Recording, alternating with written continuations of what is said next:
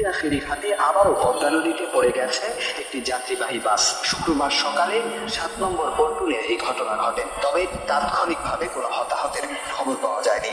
BIWTC সূত্র জানায়, কুষ্টিয়া থেকে ঢাকাগামী এসপি পরিবহনের একটি বাস সকাল 9:30টার দিকে ফেরিঘাটের পন্টুনে অবস্থানকালে নিয়ন্ত্রণ হারিয়ে সরাসরি পদ্মা নদীতে পড়ে যায়। দুর্ঘটনার সময় বাসটির চালক ও সহকারীকে উদ্ধার করা সম্ভব হয়েছে।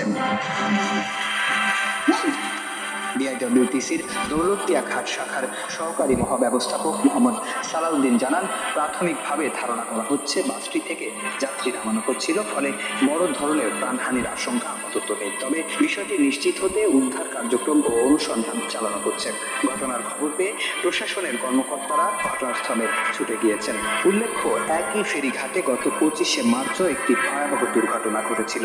সেদিন কুষ্টিয়ার কুমারখালী থেকে ঢাকাগামী একটি যাত্রীবাহী বাস ফেরিতে ওঠার সময় নিয়ন্ত্রণ হারিয়ে নদীতে পড়ে যায়। ওই ঘটনায় 26 জনের মরদেহ উদ্ধার করা হয়েছিল। সেই ঘটনার কয়েক মাসের মধ্যেই আবারও একই ঘাটে বাস নদীতে পড়ে যাওয়ায় নতুন করে উদ্বেগের সৃষ্টি হয়েছে।